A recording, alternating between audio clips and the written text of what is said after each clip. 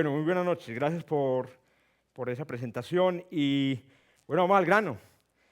Digamos que uno de los problemas, les empiezo por contarles que uno de los problemas que tuve al preparar esta charla, creo que es el problema que tienen todos los escritores. Alguna vez le escuchaba a un amigo, escritor, decir que Asunción Silva decía que uno de los, la profesión de escritor es básicamente la profesión de recortador, alguien que se dedica a recortar, ¿cierto? Más que a escribir. Uno escribe, escribe, escribe, después recorta y lo que recorta es el producto final. Eso es más o menos esta presentación. Traté de sintetizar lo que más pude, un planeta absolutamente fascinante, de mucho sex appeal, que tiene mucho, digamos, del que ustedes ya saben mucho, del que se está hablando mucho actualmente, y por lo tanto, pues el material que hay es increíblemente abundante. He tratado de complementar con algún material multimedial, que también ya ahora es muy abundante, pero de antemano les voy a pedir disculpas si algo sale mal poniendo los videos, que bueno, siempre es una cosa complicada y no estamos acostumbrando a manejar el tema multimedial. Muy bien, este más o menos pues un vistazo de lo que vamos a conversar en esta hora larguita. Empezamos entonces con un vistazo general a Saturno, empelotemos a Saturno y reconozcámoslo, que esa es un poco la filosofía de este ciclo de charlas. Todos sabemos cuáles son los planetas del sistema solar, sabemos que hace poco uno que era planeta dejó de serlo, todos más o menos no sabemos el orden, no sabemos quiénes son los más grandes, quiénes son los más importantes, etc. Pero la verdad es que, como decía Leo, en la última década han pasado tantas cosas que es importante volver a echar una mirada. Por eso vamos a empelotar en primer lugar entonces a Saturno. A continuación vamos a hablar un poco sobre la historia que nos llevó desde las observaciones, digamos, primitivas de Saturno hasta lo que tenemos hoy. Y es una historia increíble, que supera digamos, las anécdotas o las historias que uno pueda contar sobre la observación de cualquier otro planeta. Después vamos a abordar digamos, los tópicos de punta, que son el tema de los anillos y el tema de las lunas. Ahí hay un error, estamos en ese sentido lunas. Y finalmente vamos a abordar ya digamos, asuntos un poco más colaterales alrededor de la astronomía, digamos, el Saturno en la cultura, y finalmente unos tips, unas ideas que quiero que se lleven para la casa. Al final, lamentablemente, uno de una conferencia no recuerda sino como el 1%, y lo recuerda mal, según los estudios, y por eso me parece tan importante que al final, al menos ustedes se lleven una cosita. Bueno, muy bien. Entonces empelotemos a este gigante. Saturno es uno de los gigantes del sistema solar. Como ustedes bien saben, o como deben saber, a Saturno lo llaman la joya del sistema solar, porque es el que tiene, digamos, la apariencia más, digamos, más bonita.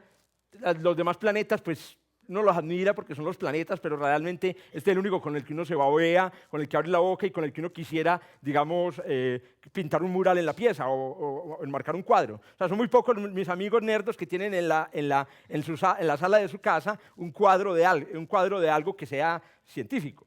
Y yo creo que algunos tendrán seguramente adornada su casa con un cuadro de esta belleza, porque esto es una obra de arte, digamos, de la evolución del sistema solar. Aquí hay algunos datos. Esta es una hoja, digamos, de datos que obtuve de esta dirección de internet. Ahí están los datos de todos los planetas. Es muy interesante, digamos que es además interactiva, se la recomiendo. Y aquí básicamente pues está un poco resumido lo que es Saturno en números, sobre todo para quienes disfrutan de los números.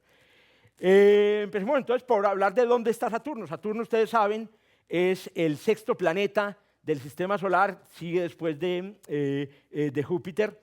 Se encuentra ubicado más o menos al doble de distancia de lo que se encuentra Júpiter y aproximadamente 10 veces más lejos del Sol de lo que está la Tierra. Obviamente este gráfico no está a escala. La distancia a la que se encuentra Saturno en kilómetros es de aproximadamente 1.400 millones de kilómetros. Aquí empiezan los problemas con la astronomía, porque en la astronomía estamos acostumbrados a decir un montón de cifras enormes, cifras que la verdad a nadie le caen en la cabeza. Los que me conocen saben que yo tengo la teoría de que a un ser humano le caen, a lo sumo, entiende lo que son 100 cosas. Más allá de 100, todo es igual, ¿cierto? Entre 1.000 y 1.000 millones no hay diferencia. Bueno, excepto si es plata. Ok, entonces resulta que quiero empezar por ahí tratando de que entendamos bien qué son esos 1.400 millones de kilómetros. Bueno, quienes, digamos, también están familiarizados con la ciencia, saben que en la astronomía las distancias se miden con tiempo, con el tiempo que le toma la luz en viajar de un lugar a otro. En el caso de Saturno, Saturno se encuentra aproximadamente a 1 hora y cuarto de viaje de la luz. ¿Eso qué quiere decir? Quiere decir que una de las lámparas que alumbra digamos, la sala abierta de Explora emitió luz hacia el cielo por accidente, y si Saturno está por allí, cuando estemos terminando esta charla, esa luz estará llegando a Saturno, viajando a 300.000 kilómetros por segundo. Esa misma luz, bueno, en realidad en la forma de ondas electromagnéticas, se demora 1 microsegundo en bajar de Guatapé hasta acá, trayendo la energía, digamos, la energía eléctrica que alumbra que produce estas lámparas. Bien, pero aún así, quienes no están tan acostumbrados a pensar en términos de tiempo y en términos de horas y de minutos luz, creo yo, necesitamos una ayudita adicional. Entonces me tomé, digamos, la molestia, es una dificultad increíble, dar doble clic sobre el icono de Google Earth, ¿cierto? Abrirlo y capturar esta imagen que me imagino que ya reconocen. ¿La reconocieron o no? ¿Dónde está el punto amarillo? A ver, ¿qué es esto? ¿Qué es esto? El edificio Coltejer. Y esto que hay aquí es claramente la plazoleta que hay al frente del edificio del café. Y en ese punto amarillo está la Gorda de Botero. Vamos a asumir que la Gorda de Botero, digamos, vamos a construir un sistema solar a escala en el que el Sol, digamos, tenga el mismo tamaño de la Gorda de Botero. ¿Se imaginan? Comprimir, ¿cierto? A esa escala, digamos, comprimir a todo el Sol en una escultura como esta. Claro que Botero estaría feliz, pues, por una cosa de esa. Le encantan todas las cosas gordas. Bueno, entonces resulta que aquí tenemos al Sol, un tamaño de aproximadamente 2 metros, y en esa misma escala la Tierra se encontraría ubicada aproximadamente a 300 metros de distancia, en una órbita casi circular. Eso equivale, lamento que esta conferencia sea muy adaptada a Medellín, voy a hacer varias versiones también para Bogotá y otras para Madrid, etc. Pero por ahora entonces empezamos por Medellín, y resulta que la distancia de 300 metros pondría la Tierra, que sería del tamaño de una canica, en la avenida Oriental. Usted tendría que subir por todo Ayacucho, si mal no recuerdo, ¿cierto? Tendría que subir y llegar a la avenida Oriental para encontrarse a la Tierra, que supuestamente es uno de los planetas cercanos, y sería una canica colocada a esa distancia. Pues bien, Saturno, por otro lado, estaría ubicado 10 veces más lejos que esto. Entonces esta es una imagen ampliada, aquí se ve la estación de San Antonio, y aquí está la órbita de la Tierra que cubre el centro, a la región donde se producen la mayoría de atracos, está ahí encerrada dentro de ese círculo, ¿cierto? Bueno, también hay unos sectores por aquí que son peligrosos, pero bueno. Y resulta que Saturno estaría ubicado a una distancia de 3 kilómetros aproximadamente, que equivale a la distancia al centro comercial El Diamante. Ahora imagínense ustedes que salen a trotar los domingos, que yo no, ¿cierto?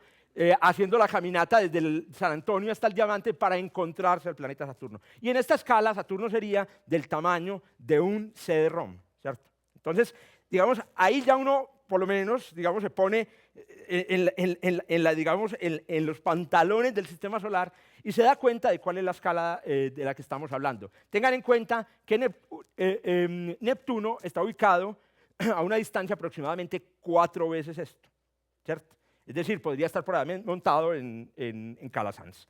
Muy bien, comparado con otros planetas del sistema solar, hablemos un poco entonces ahora del tamaño, el tamaño que tiene, aunque ya vimos que si la Tierra es una canica, Saturno es más o menos del tamaño de un CD-ROM. Comparado con otros planetas del sistema solar, Saturno ocupa el segundo lugar en tamaño, Júpiter le gana, pero le gana realmente por pocos, algo así como el 20% apenas, con el que lo gana, aunque Júpiter le gana por 3 veces la masa, Júpiter tiene 3 veces más masa. Bueno, miren el tamaño comparativo de Saturno contra Urano y Neptuno, que es una cosa que también uno tiene que ver alguna vez, digamos, en la vida para hacerse, digamos, una escala. Y miren el tamaño de lo que queda, realmente. Viendo una imagen como esta, primero uno se da cuenta del papel interesante que ocupa la Tierra en el sistema solar. La Tierra no es cualquiera, es el cuarto. Yo veré, ¿cierto? Una cosa es quedar de 11avo y otra cosa es quedar de cuarto, ¿cierto? Es el más grande de los pequeños. Es que es cola de león y cabeza de ratón. Esa es la idea de la Tierra. Y bueno, básicamente a la escala de Saturno, Urano y Neptuno, la Tierra es basura de silicio. Bueno, una característica maravillosa de Saturno que uno sí nota, pero nunca se pone de relieve, es que no es completamente redondo. Yo no sé si lo notarán. No, no se nota. No se alcanza a notar, aunque el achatamiento de Saturno es considerable. La Tierra tiene un leve achatamiento. Claro que a uno en el colegio le dicen que tiene un achatamiento, uno se imagina que el Polo Norte está como a 5.000 kilómetros más cerca del centro, uno imagina una cosa oblonga, gorda, etc. Y en realidad la Tierra tiene un achatamiento que se mide en las 3 partes por 1000. En cambio Saturno tiene un achatamiento que se mide en una parte en 10. Es un planeta muy achatado. Y en esta representación, aquí en la presentación, los círculos son de exactamente el mismo tamaño, obviamente la escala no es la misma, pero para que vean el grado de achatamiento de Saturno. Saturno es un planeta increíblemente achatado comparado con los demás. Me imagino que todos saben, porque estamos volviendo a revisar a Saturno, todos saben que esto se debe a que Saturno rota y tiene un interior fluido. Y al rotar y tener un interior fluido, entonces el fluido se adapta a una figura que es más cómoda en la situación de rotación y esa figura es una figura, digamos, aplastada por el ecuador, por los polos. La otra manera de decirlo también es que al rotar tan rápidamente, como es un fluido, las partes que están en el ecuador tienden a salirse y eso abomba el planeta. Muy bien. Como les decía hace un momento, Saturno es 3 veces menos masivo que Júpiter, ¿cierto? 3 veces menos masivo que Júpiter. Las claves de por qué, siendo un planeta casi tan parecido a Júpiter, es un planeta parecido en tamaño, es un planeta 3 veces más liviano. Bueno, es 3 veces más liviano, pero es 95 veces más pesado que la Tierra. Detengámonos en ese dato. Saturno pesa 95 veces lo que pesa la Tierra. Piensa en lo que pesa la Tierra. Miren la Tierra pasándole, estoy pisándole un dedo. ¿Cuánto pesa la Tierra? Y esta cosa pesa 95 veces. ¿Qué pesa 95 veces más que usted? ¿Usted alguna vez ha hecho la cuenta? No, porque le dije, hasta 100 más o menos llega usted. 95 veces más que usted pesa un bus lleno de gente. Entonces imagínese la Tierra, imagínese un bus lleno de gente, aproximadamente unas 7 toneladas. Las claves del peso de ese primer misterio que uno se encuentra con Saturno, que repito, es que es muy parecido a Júpiter, pero pesa 3 veces menos, está en el interior. ¿Cómo es Saturno por dentro? Cuando uno hace esa pregunta, digamos, en frente de personas que no están involucradas directamente en la investigación en astronomía, uno espera ver caras de sorpresa. Pero ¿cómo así que este tipo me va a decir qué hay dentro de Saturno? Es que alguien ha ido a comprobarlo. Pues, si yo quiero saber qué hay dentro de una fruta, si está podrida, si tiene pepas o semillas, hay que partirla a la mitad. Pero ¿cómo puede usted decirme algo sobre el interior de una cosa que usted nunca va a poder partir y ni siquiera va a poder meter una sonda? La manera de hacerlo es utilizando básicamente el efecto que crea el interior del planeta en el exterior. La gravedad que producen los planetas, especialmente como los planetas gigantes, pero también funciona con la Tierra, la gravedad no es exactamente la misma, digamos, o depende, o cambia de acuerdo a cómo está organizado el planeta por dentro. Imagine usted ver una caja, un container aquí instalado en Carabobo, y usted acercarle péndulos a la caja, como el container tiene una masa, entonces atrae los péndulos se desvían sutilmente. No es lo mismo que ese container está lleno de tenis a que esté lleno de neveras, aunque hayan exactamente el mismo peso en tenis que en neveras. Aunque hayan 3 neveras y 5.000 tenis, si usted acerca los péndulos serían capaces de percibir la diferencia en la manera como la masa dentro del container está distribuida. Y eso es más o menos lo que hacen los astrónomos. Empezando desde la atmósfera de Saturno y de los planetas gigantes, todos nos han dicho desde el colegio que los planetas Júpiter y Saturno son planetas gaseosos. Y esa es una de las primeras cosas que nosotros le decimos a todos los estudiantes. Bájese de esa nube. ¿Cierto? Aquí la palabra gas es una palabra que recuerda una cosa como, digamos, etérea, como que se puede desbaratar fácilmente, y la verdad es que ni Júpiter ni Saturno tienen, digamos, una consistencia como esa. En realidad, la capa gaseosa que cubre a Saturno es más o menos del mismo grosor que tiene la piel de una manzana. ¿Eso qué quiere decir? Que la parte gaseosa de Saturno, ¿cierto? Es a Saturno, o sea, el gas es a Saturno, lo que la cáscara de la manzana es a la manzana. Entonces, es como si usted dijera, no, la manzana por todas partes es roja, por todas partes, y sabe así como ácida. No es lo que usted la pele. Eso. Ahora, aún siendo apenas la cáscara de la manzana, la atmósfera de Saturno, que está representada aquí en este diagrama académico, la atmósfera de Saturno, comparada con la atmósfera de la Tierra es inmensa, inmensa. Está la piel de la manzana y aquí está chiquitica la escala vertical más o menos comparativa de la atmósfera de la Tierra. Por aquí, a esta altura, si este fuera el piso, Mercurio no tiene piso lamentablemente, si este fuera el piso, en este caso el piso de Saturno, al salir les digo cómo lo definen, si este fuera el piso de Saturno y pusiéramos a la misma altura el piso de la Tierra, un avión volaría a esta altura y miren, volaría a apenas algo así como una décima parte de la altura de la atmósfera del planeta. Muy bien, estamos empelotándolo, ya pelamos la manzana. ¿Cómo es por dentro? ¿Qué nos dicen los estudios gravitacionales del planeta? Nos dicen cosas interesantísimas, cosas que hemos descubierto en las últimas décadas, cosas que normalmente no se están enseñando ni están escritas en los textos de estudio que digamos que se le presentan a los niños. Lo primero que es interesante decir es que Mercurio tiene por dentro un planeta Tierra. En el estudio de los planetas extrasolares, hoy en día se sabe que algunos planetas como Júpiter y Saturno podrían ser empelotados por la estrella y que al ser empelotados, los que quedaría descubierto sería un planeta Tierra.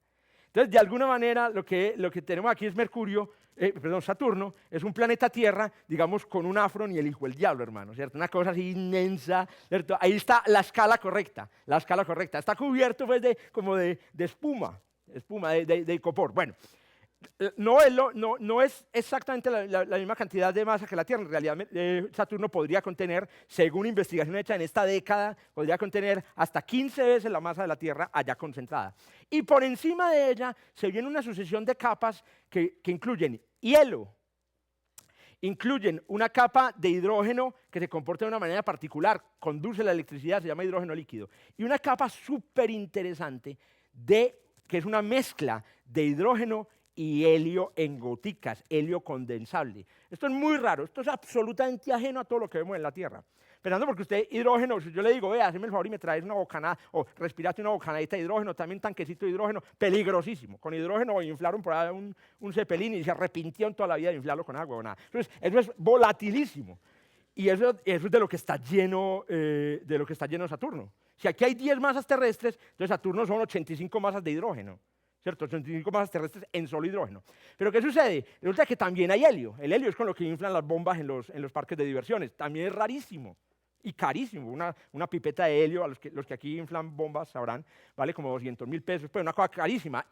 Saturno es una mina de helio. Pero el helio y el hidrógeno en Saturno no se mezclan. No que el helio, a las presiones dentro de Saturno, logra, digamos, puede condensarse. Y al condensarse, formar goticas, esas goticas pueden llover. En realidad no es una lluvia, porque el interior de Saturno tiene una consistencia dura.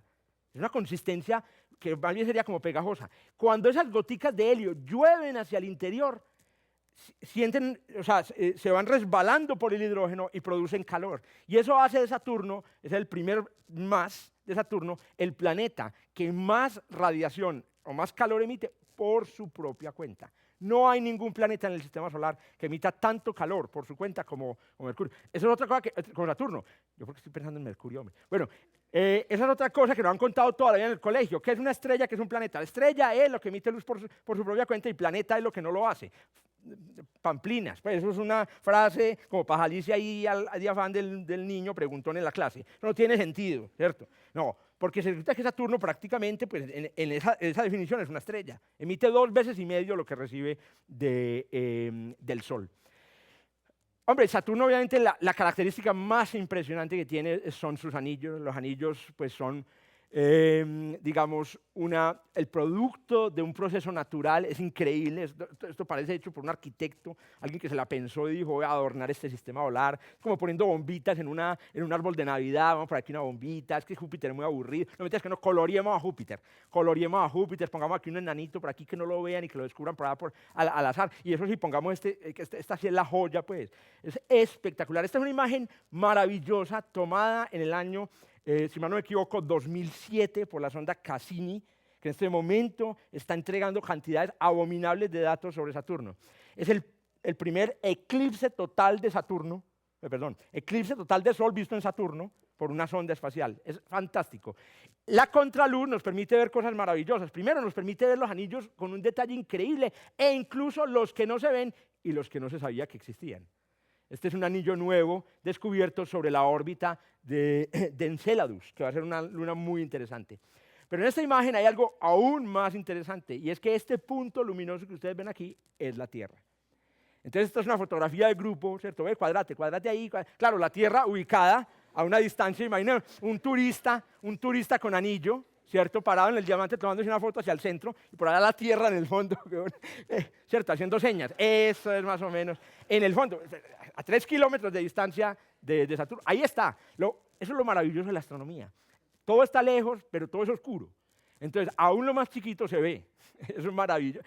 Eso sabe quién lo puede disfrutar, las ballenas, que es lo mismo. Ellas viven debajo de él y quieren comunicarse con una amiga que vive en Brasil. Ellas están por allá ellas están, por ejemplo, en el Canadá y dice, ve, vaya una amiga, y llegan y pegan 3 grititos y la amiga la escucha después de un rato. Y digo, te escuché.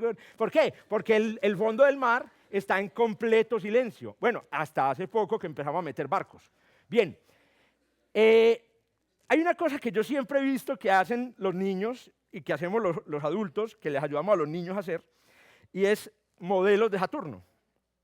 Modelos de Saturno. Y todo modelo de Saturno tiene que tener los anillos, pues. Perdóname. Entonces uno le pregunta al niño, bueno, ¿cómo vamos a hacer los anillos? Y entonces el niño dice, no, listo. Hacemos la bolita y le podemos poner un anillo de alambre. No joda, no sea tan mañeo, un anillo de alambre, hombre. No, vamos a hacerlo bien. Y entonces usted dice, este es el adulto berraco. Y entonces se compra un pedazo de cartón paja, y entonces llega y lo calcula, busca en Wikipedia, obviamente, si no está caída, busca en Wikipedia el dato del diámetro interior, el diámetro exterior, pinta las divisiones y queda súper contento. El niño llega, se gana la Feria de la Ciencia y todo está equivocado. ¿Y está equivocado por qué? Porque resulta que el cartón paja es el último material que les voy a recomendar utilizar en una maqueta de Saturno. Por la siguiente razón. Imaginen que quisiéramos hacer una maqueta de Saturno en un taller para niños en el planetario. Y les dijéramos a los niños que hagan un medio pliego de cartón paja para hacer un anillito. Entonces resulta, van y le preguntan al experto en la Universidad de Antioquia o le escriben y le dicen, vea, si el anillo está hecho de cartón paja, alguien piensa, y yo quiero hacer el grosor a escala, que es lo correcto, yo quiero darle a los anillos el grosor correcto, ¿de qué tamaño deberían ser? El señor llega y se sienta en un momentico, una calculadora, la calculadora de Windows o de Linux, y calcula y le dice, si usted quiere hacer anillos de Saturno con cartón paja, el tamaño de sus anillos debe ser este. Es decir, si usted insiste en centrar su modelo en el planetario, entonces va a tener que conseguir una cantidad impresionante de pliegos de cartón paja para cubrir media ciudad, ¿cierto? Bueno, ya este es un proyecto para Luis Pérez, buenísimo. Bueno, muy bien, entonces usted puede cubrir media ciudad con un modelo de... Imaginen que los anillos llegarían exactamente, casi hasta la estación San Antonio. Y este es un dato que yo creo que se acuerden de él toda la vida. Los anillos de Saturno son increíblemente delgados. Increíblemente delgados. Piensen algo delgado, más delgado que eso. Al más delgado que eso, que es lo que le dicen a los profesores de cálculo, que es un diferencial. Piensen algo pequeño, más pequeño. Y ya pensó en algo más pequeño todavía. Entonces, es muy delgado. Les voy a dar el dato. El dato es que el grosor típico de los anillos de Saturno es de aproximadamente 50 metros. Y uno dice, ay, no, pero eso es delgado. Es un edificio muy alto. Un momentico. Pero es que la extensión es de 79.000 kilómetros. Imagínense algo que es 10 veces más grande que la Tierra, pero con un grosor de 50 metros. No jodas. Entonces, por eso, todos los modelos a escala de Saturno fallan. Incluso si usted se toma el atrevimiento de hacer incluso un modelo grande, no, es que yo sí voy a hacerlo, pues como los anillos son tan delgados, voy a hacer un anillo grandote. Esta es una imagen muy bonita, esto es de gente que participó en la misión Cassini, esto es un póster de Cassini. Entonces, imagine que usted quisiera hacer un anillo pues, para una feria de la ciencia de colegio rico, grande. Voy a hacer un anillo de 10 metros, pues para que el material no me quede muy delgadito. Pues bien, si usted hace el anillo de 10 metros, el grosor del anillo sería 4 micrómetros. Un cabello humano tiene un espesor, un grosor, que ronda los 20 micrómetros. O sea que búsquese un material que sea más tenue, más fino que un cabello. Y eso que de la punta. Porque si es de por aquí abajo, eso tiene como 48 micrómetros. Eso no sirve, ¿cierto? Son extremadamente delgados. Entonces, de entrada, esta no es la escala. No, ya. Saquémoslo, expurguemos. ¿cómo se le dice? Exorcicémonos, ¿cierto? Y sigamos adelante entonces con Saturno. La otra cosa maravillosa, la cosa final en este vistazo general de lo que es Saturno, creo que muchas cosas las conocían y otras cosas son cosas que hemos aprendido en la última década. La otra cosa fantástica es que Saturno está lleno de lunas. Es el planeta, sin ser el más grande, que más cuerpos de tamaño, digamos, no despreciable, digamos, tiene a su alrededor. Si no contamos las partículas del anillo como lunas, ¿cierto? Si no contamos las partículas del anillo como lunas, entonces Saturno tendría 62 lunas descubiertas. Descubiertas, podría tener más. Esas 22 lunas descubiertas tienen, de ellas 53 tienen nombres. Y eso es increíble. Imagínate usted tener 53 y va a todos ponerle distinto. Ah, no jodas. Y además usted dice, no, yo le voy a poner nombres de la mitología griega. Ajá, hágale pues, arranque. Usted llega como al quinto y ya, ay, fue pucha. Ahí está, ahí me llegó ¿cómo es que es? Mitología para amador. Bueno, lo que sea un libro de divulgación. Entonces resulta que, ¿cómo es usted para llenar 53? Los astrónomos lo han hecho a lo largo de todos estos años. La última se llama Agaeón. Bueno, si alguien necesita un nombre para un hijo o alguna cosa, ahí tiene una lista maravillosa. Vea qué bonito una hija que llama Katy, ¿cierto? Vestla, bueno, de pronto es duro. Aquí está el lugar más o menos que ocupan esas lunas. Ah, pero no, es momentico que estaba pensando que de pronto les quería mostrar este señor que se llama Email, y yo creo que más bien le hubieran puesto Albiorix, ¿cierto? Una cosa que por lo menos no, es sencillo, es Wikipedia, un Wikipediazo, usted no tiene que ponerle, son nombres rebuscados que le gustan a las personas, especialmente aquí en Medellín, sino que le pone el nombre de una luna de Saturno, más cache, ¿para dónde, hermano? O sea, yo creo que usted le pone el nombre de la luna de Saturno y no tiene que presentar el examen de admisión en la de Antioquia. Yo lo bregaría a meter. Bueno, muy bien, ahí está más o menos la distribución.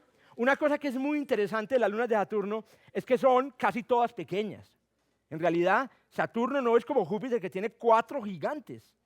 Saturno tiene una gigante, como se ve claramente ahí, y tiene alrededor de 13 lunas que superan los 50 kilómetros. Tiene 62 y 13 superan 50 kilómetros. Las demás son de menos de 50 kilómetros. 50 kilómetros es el tamaño de una piedra para un astrónomo, ¿cierto? Muy bien. Pero llegar a esto que les estoy contando no fue una tarea fácil. Y ahí se ve claramente en estos dibujos. Estos son dibujos que fueron publicados por el señor Huygens, en el siglo XVII, y que mostraban más o menos las representaciones que tenían los astrónomos de la época de Saturno. Estas eran las representaciones de Saturno en esa época. Miren que, como decía Leo ahorita muy acertadamente, ¿cierto? Saturno se veía como si fuera un planeta con orejas. Otros lo veían como si fuera un triple planeta, Galileo, por ejemplo. Y habían otros más locos pues, que lo veían como, ¿a esto a qué se parece? A ver, a una cabrilla de automóvil pequeño, no sé. Es decir, en entonces no existían cabrillas. Pocos, miren, ninguno prácticamente vio lo que cualquier niño de 5 años hoy, al mirar por un telescopio malo, ve. Que es una cosa que es increíble. Ahorita les voy a explicar, digamos, por qué los niños sí la ven y los demás, y Galileo no. Muy bien. Hombre, ¿quién descubrió a Saturno? A ver, que me dé ese dato, ¿qué le regalamos a Ana? Ana, Ana se fue. 3 boletas, ¿cierto? 3 boletas, digamos, para entrar gratis un mes. Le damos 3 talonarios de boletas para entrar gratis un mes a Explora Fest. Andrew, ¿usted qué dice? Nos animamos. ¿Quién descubrió a Saturno? ¿Ustedes qué dicen? Hombre, es un planeta que prácticamente es el tercero más brillante del cielo.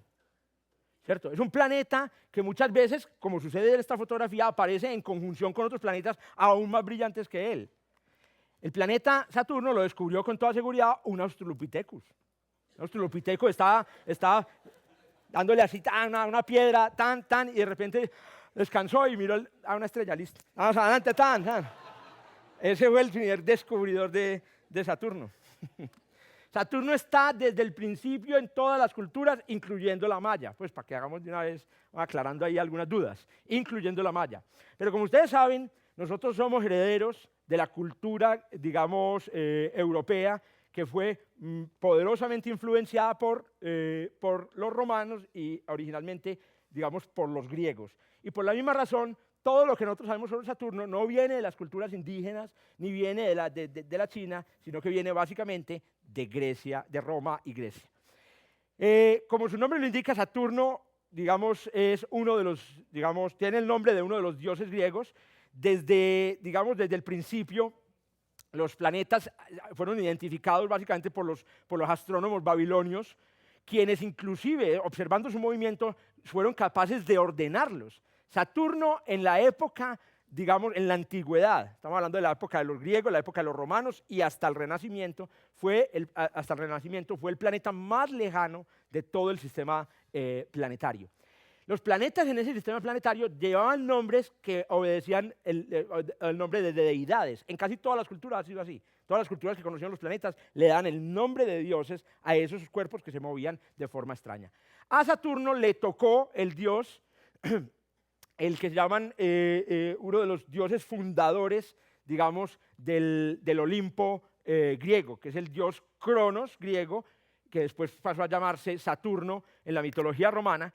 Y las historias sobre este señor son impresionantes. Primero, llamaban a la época en la que Cronos era el mandamás, dizque la época sabrosa, la época original, la época donde las cosas como que estaban bien. Pero en esta época, el gran desgraciado, pues, Cronos, se comía a los hijos, ¿cierto?, que tenía con su esposa. Él era hijo de Urano, que también es un nombre muy reconocido, y de Gaia, que es el nombre, digamos, de la Tierra. Y este tipo tuvo alrededor como de 7 u 8 hijos y a todos se los comía. La señora tenía el hijo, venga para acá. Hoy tenemos curva larga, ¿cierto? Bueno, uno de ellos se rebeló. Imagino, ustedes saben quién es. ¿Cuál fue el que se rebeló? Zeus se rebeló. Y estando muy chiquito, muy prematuro él, digamos, inventaron un plan, su madre, y le entregaron al tipo envuelto en sábanas una piedra. Y el tipo la tragó. El pelado logró volarse y creció, y cuando creció, traición y dijo, pucha. Llegó, se reunió con los hermanos del tipo, el tipo un tirano, y lo tumbaron. Y a partir de ese momento fue que, y bueno, además de tumbarlo, resulta que el tipo no había terminado de hacer la digestión de los hermanos, es un caso muy especial de digestión, se demoró como 35 años en hacer la digestión a los hermanos, y él los sacó enteritos de la barriga del Señor, y así se formó el Olimpo griego. Ese es nuestro Saturno. Saturno en la mitología griega es el dios de la cosecha y el dios del tiempo, es el dios de la cosecha del tiempo. Noten una cosa muy interesante, Saturno está en la órbita inmediatamente superior a Júpiter, que es Zeus, ¿cierto? Es como está el papá más afuera. Marte es Ares, que es el dios de la guerra. En estos días un amigo me contaba una historia muy entretenida sobre la verdadera interpretación. Él tiene, si está aquí me avisa, tiene una novia que estudia historia en Europa.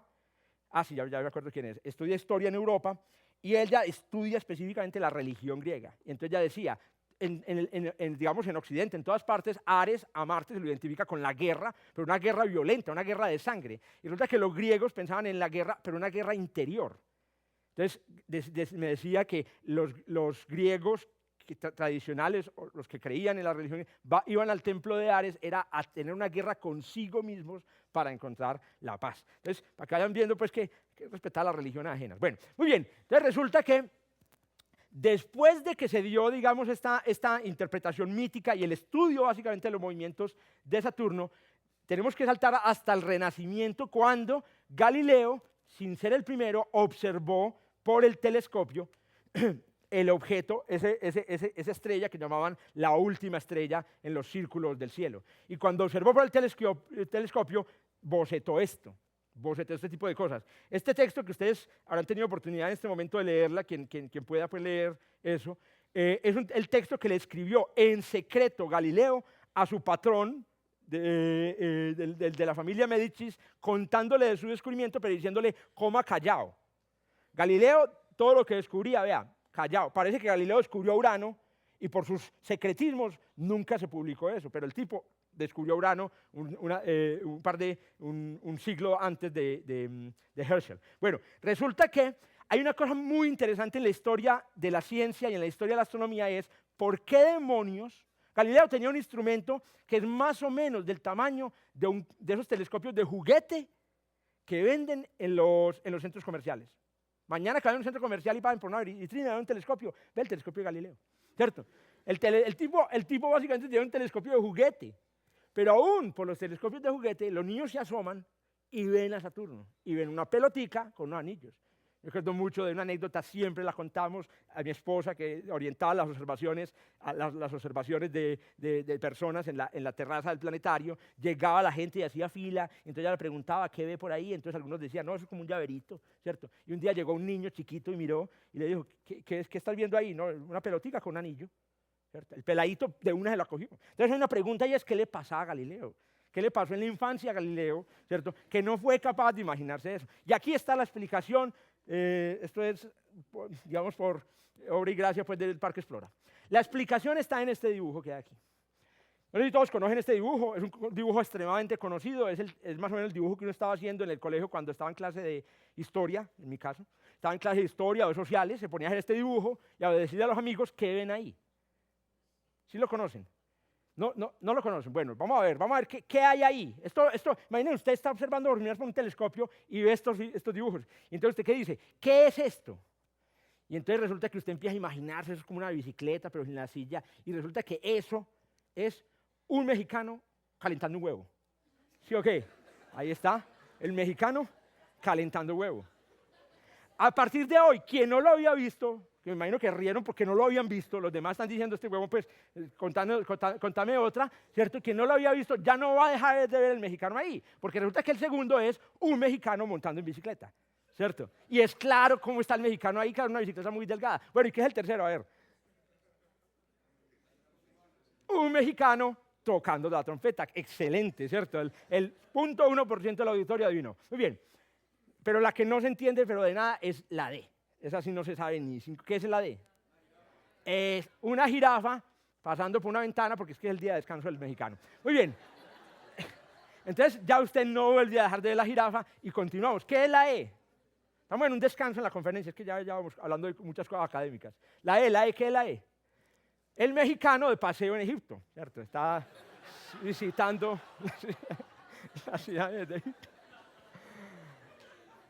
A medida que vamos avanzando, usted sigue viendo el mexicano, pero es un misterio que está haciendo el bendito mexicano. En el F estaba en una bañera, obviamente. Ahí están. Yo no sé qué hace un mexicano en la bañera, en las películas se ve, ¿cierto? La G, la más romántica, los dos mexicanos besándose, pero la prueba máxima está así, de nuevo. El que haga esta entrada a la Universidad de Antioquia sin prueba de admisión. Es más, yo lo he visto, yo vigilo el examen de admisión y estas lo han puesto. ¿Qué es esto? ¿Eso qué será ahí? 4 mexicanos montando en 2 bicicletas. No, ese es un oso koala subiendo por un palo porque es que la jirafa entró de vacaciones. Bueno, muy bien. Entonces, el punto es el siguiente. Resulta que si usted no sabe lo que va a ver, no lo ve. Esa es la explicación más sencilla. La explicación más sencilla es usted nunca ve a Jesucristo en el sándwich si usted no es cristiano. ¿Cierto? Usted ve una mancha en el sándwich o ve a Chiva, ¿cierto? Lo mismo pasaba con Galileo. Nunca se imaginaba un astrónomo la posibilidad de ver una cosa que rodeara un cuerpo. Nunca se la imaginó y por eso nunca la vio. Una vez al resto de la humanidad nos contaron, ya no hay nadie que no vea a Saturno, no hay nadie que no vea los anillos.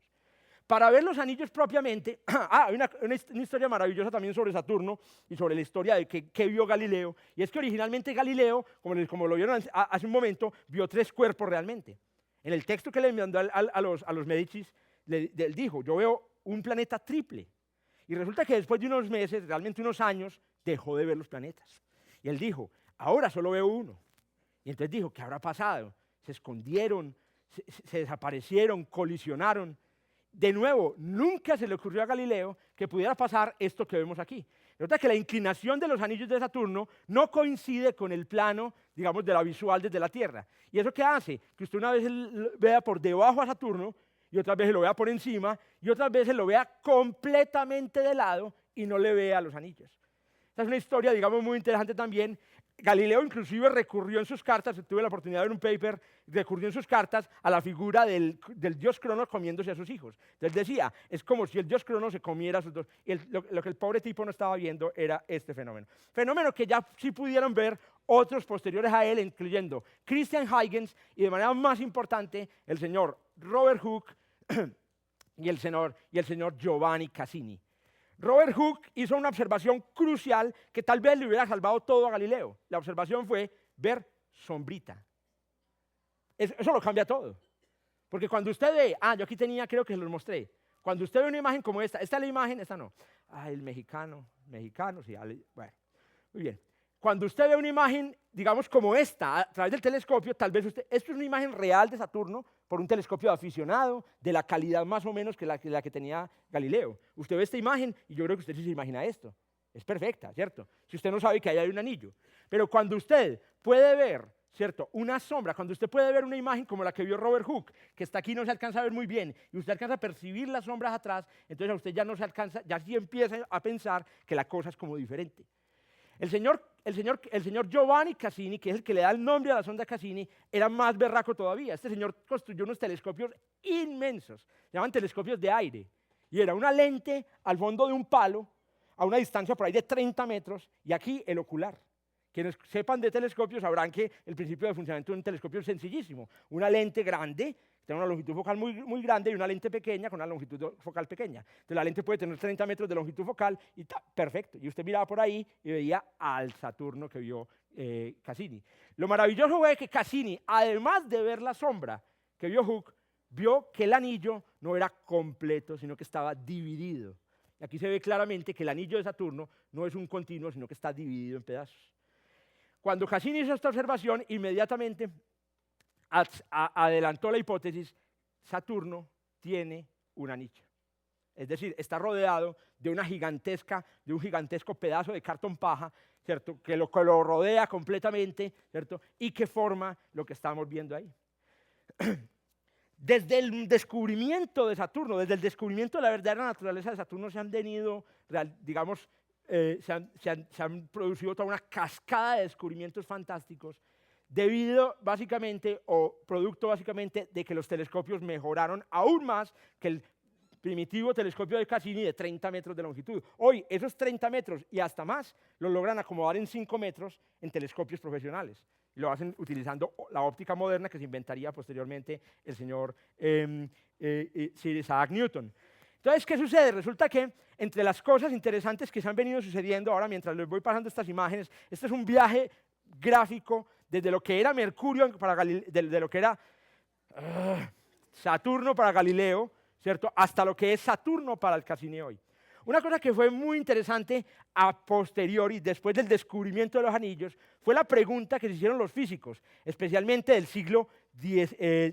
finales del siglo XVII y principios del siglo XVIII. O sea, 1600 y punta, 1600 final y principios de 1700, mediados de 1700. Y era la pregunta de si era posible que en la naturaleza existiera algo como un anillo. Porque es que usted se cree que exista una bola, pero un anillo. Como usted de un día a otro le mostraba una piedra cuadrada. ¿No? Uy, ¿quién hizo la piedra? Hasta donde yo me acuerdo, para uno hacer un cuadrado tiene que coger plastilina, Play-Doh y después poner y cortarla. Pero una cosa que ocurre al azar, ¿cómo va a formar una piedra? Entonces la pregunta era, ¿puede la naturaleza formar un anillo? Y mejor aún, una vez formado, ¿sobreviviría? La respuesta que dio Pierre-Simon Laplace fue un rotundo no. En la física newtoniana se sabe, desde Galileo inclusive, que cuando las cosas se mueven, ¿cierto?, se mueven siguiendo una trayectoria que no es rectilínea, deben ser obligadas a hacerlo, obligadas. Entonces resulta que miren la cuenta que hacía Laplace, y todos la pueden hacer ahí sentados, ayúdenme ahí el calculito. Laplace hacía la siguiente cuenta. A ver, supongamos que ese anillo de verdad es de cartón paja. Perfecto, cartón paja, listo. Si es de cartón paja, la parte de adentro del anillo debe darle una vuelta a Saturno en el mismo tiempo que la parte de afuera, ¿cierto? Porque es cartón paja. ¿Qué pasaría si la parte de adentro se demorara menos en darle una vuelta a Saturno que la parte de afuera? Entonces se retrasarían y se revolvería, bueno, lo que ustedes saben, revolvería nada el cartón paja. Entonces él dijo, no, pero si es rígido, entonces la parte de adentro debe darle una vuelta al mismo tiempo a la parte de afuera. Y entonces, si utilizamos la cinemática inventada por Newton, podemos calcular que ¿cuál es la velocidad? Ustedes se acuerdan de cómo voltean las bandas de guerra. A ustedes les tocó en el colegio, en los desfiles. Cuando uno iba a voltear, el que estaba aquí caminaba poquito y el que estaba por allá tenía que caminar así para ¿cierto? Qué pena con las cámaras ahí. Entonces resulta que lo mismo decía Laplace. El que está más afuera, las partículas que están más afuera, giran a una velocidad impresionante. Para que giren a esa velocidad, estando a esa distancia, la fuerza que ejerce Saturno tendría que ser inmensa. No da.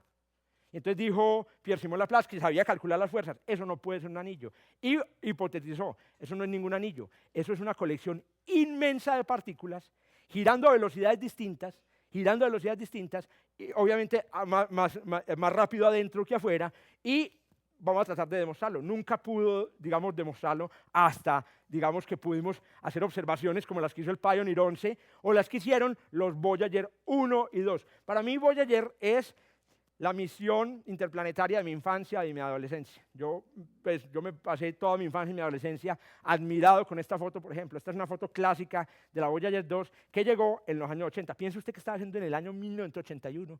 Y en ese día en ese año estaban tomando una foto de un planeta que estaban observando hace 400 años. Yo en ese momento estaba seguramente en un baile con unos amigos, con unos zapatos azules. Bueno, resulta que este es el Saturno de nuestra década. Este es el Saturno, un Saturno espectacular y lleno de detalles. Comparen esta imagen que fue tomada por una sonda que casi que estaba pisando a Saturno, con esta imagen que fue tomada por un telescopio desde la Tierra. Esta es una imagen del telescopio espacial Hubble espectacular, que además combina información que nunca habíamos tenido sobre Saturno, y es luz ultravioleta. Y en esa luz ultravioleta se alcanza a percibir que Saturno tiene auroras polares como las tiene la Tierra, porque a Saturno está rodeado de una envoltura invisible que no alcanzamos a percibir en las imágenes, y es un poderoso campo magnético.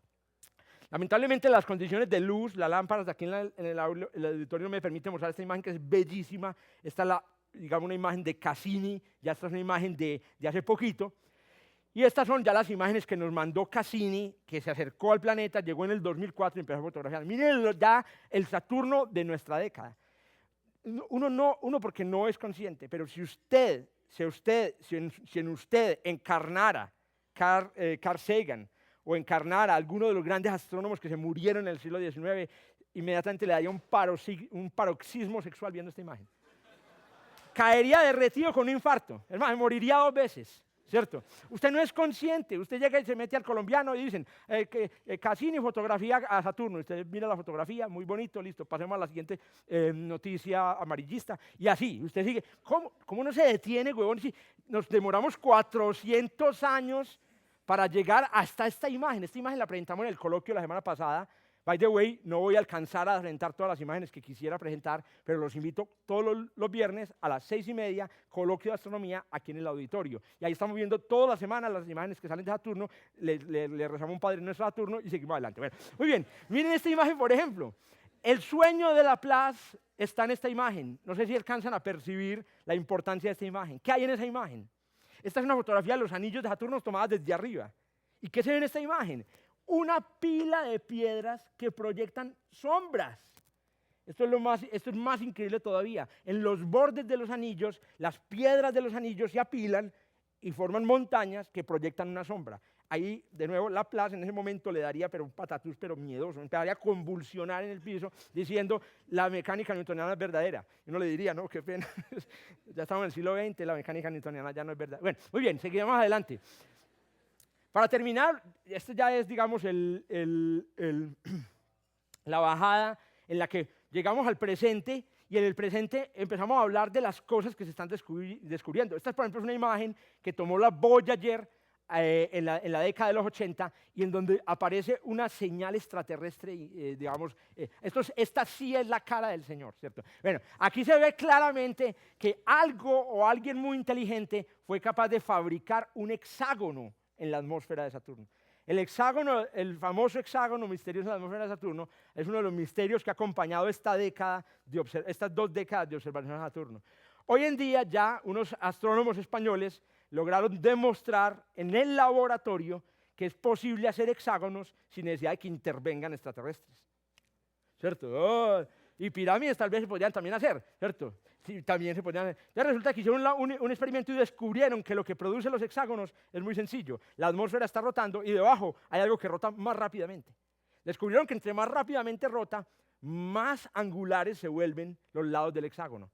Y entre más rápidamente rota, más lados tiene la figura. Empieza como con un cuadrado, después es maravilloso, en el laboratorio, españoles.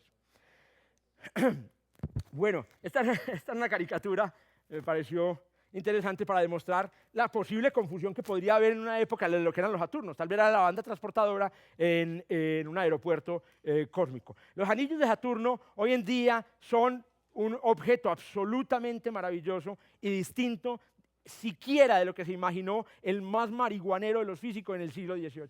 ninguno se podía imaginar las cosas fantásticas que se han descubierto en el anillo. Los anillos tienen una estructura maravillosa y empezando porque no son perfectos, que es una cosa que uno diría, no, perfectos, perfectos. Círculo perfecto, delgadísimos, esto lo hizo Dios, ¿cierto? Cuando usted va a mirar el microscopio el asunto, estas son imágenes tomadas por el Cassini, se da cuenta de que hay unas lunas que distorsionan las partículas que hay aquí. Distorsionan y producen olas sobre el anillo, como las que produciría una lancha, olas gravitacionales, se las podríamos llamar, aunque el término no es muy preciso. Los anillos hoy sabemos y ya tenemos medido el tamaño, esa es otra cosa. Laplace hubiera soñado con, primero, saber que eran piedras, y segundo, de qué tamaño son, porque es que del uno al otro es la distancia. Hoy sabemos que el tamaño oscila más o menos entre una cosa del tamaño de un puño hasta una cosa del tamaño de un edificio, ¿cierto? Puede tener 20 metros, pero son partículas y están todas contenidas en un plano extremadamente estrecho. Se cree que son cadáveres de cometas, cadáveres de probablemente la mayor parte de ellas, de una luna que se atrevió y se aproximó mucho a su padre y fue no consumida, bueno, lo será, sino que fue destrozada, desmembrada, ¿cómo lo llaman los investigadores policíacos? Descuartizada. Muy bien, a ponerle a esto emoción. Bueno, entonces la luna fue descuartizada, pero más interesante todavía, no han estado ahí por siempre ni lo estarán, según lo que indican las últimas simulaciones dinámicas. El tiempo de vida de los anillos, la escala de tiempo es de 100 millones de años. Recuerden que los dinosaurios surgieron en la Tierra hace como 235 millones de años. O sea que tal vez el primer dinosaurio, si hubiera tenido un telescopio espacial Hubble, por ejemplo, y la imaginación suficiente, hubiera visto un Saturno redondito, sin anillos. Y tal vez nuestros futuros descendientes no van a ver tampoco el anillo. O sea que, otra vez eche la bendición porque está viviendo en el momento en el que el sistema solar formó un anillo. Usted es bendecido, hermano. Bueno, muy bien. De las lunas también se sabe muchísimo. Yo me acuerdo en mi época también, cuando se hablaba de las lunas, entonces todos competíamos por saber quién era el que se sabía el último dato de cuántas lunas habían. Entonces uno decía, no, hay 17 obviamente, el otro decía, no, hay 18. Ayer el Voyager mandó una imagen y se ve borrosa una luna de 20 kilómetros. No jodas, te gané por 20 kilómetros, ¿cierto? Hoy en día el número ha empezado a estabilizarse, ya se ha ido, digamos, reduciendo la rata a la que se han ido descubriendo lunas y el número más o menos consolidado es de unas 62 lunas, pero no me caso con él. Es más, puede que haya alguien que me diga, no 62, son 74. Las lunas originalmente fueron descubiertas desde el tiempo de Galileo. Galileo no las vio, pero Cassini, Huygens, Hooke sí las vio. Especialmente Titán fue la primera que fue descubierta en ese entonces. Este es un diagrama que me encontré, me pareció muy interesante, que ha sido el ritmo al que se han ido descubriendo lunas, y aquí es donde les quiero mostrar, ¿cierto?, que yo viví en esta subida exponencial que hubo aquí de descubrimientos de luna. La mayoría de las lunas en esta subida exponencial, estas son el número de lunas descubiertas en cada época. La mayoría de las lunas que ustedes ven aquí las aporta Saturno. Las lunas de Saturno hoy en día son increíblemente importantes y les voy a pedir el favor que a partir de ahora empiecen a pensar distinto en esas lunas. Desde Cassini, desde las investigaciones de Cassini, Saturno y sus lunas no son lo mismo. En realidad, hoy en día, yo que, como le decía Leo, estoy empezando a trabajar en el área de ciencias planetarias que es un área muy bonita, puedo darles fe de que hoy en día prácticamente Saturno es considerado un sistema solar dentro de otro sistema solar.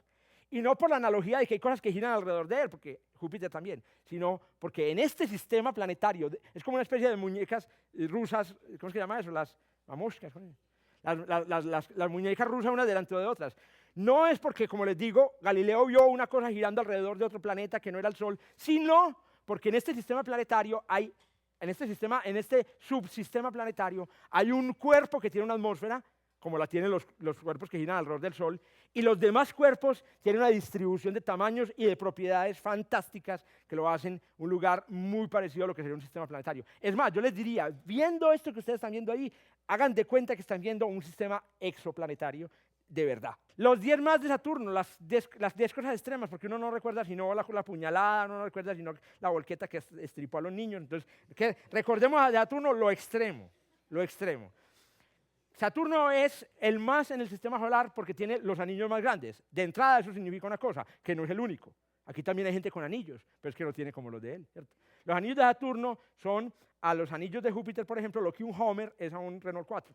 Más o menos, entonces, es el anillo. Bueno, es el planeta que tiene más lunas, para no olvidarse, es el de más lunas, aunque no sea el más grande.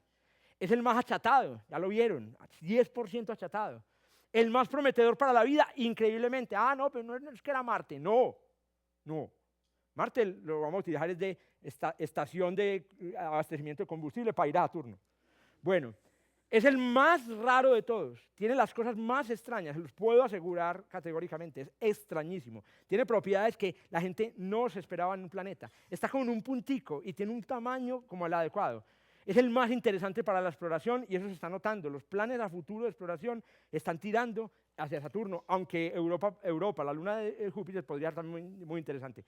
Obviamente el más fotogénico, no le han sacado, hay una especialista solamente en Cassini para tomarle fotos, que es esta Carolina Porco. Es una italiana que está dedicada exclusivamente a tomar fotos.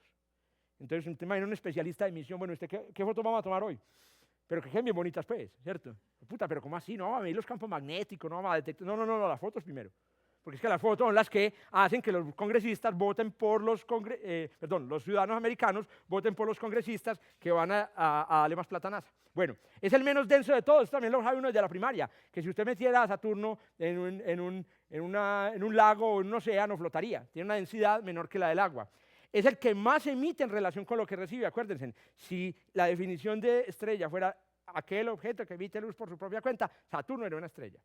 Bueno, y es el lugar de moda en el sistema solar. Si usted, estudiante de astronomía, quiere dedicarse a algo interesante en el sistema solar, dedíquese a Saturno, no lo piense más. Si usted lo que quiere es trabajar con exploración espacial, dedíquese a Marte. Si usted lo que quiere es trabajar en minería espacial, dedíquese a la Luna. Si usted lo que quiere es tener trabajo, dedíquese a los asteroides. Bueno, muy bien. Los asteroides son los objetos del futuro del sistema solar. Muy bien. Muchísimas gracias.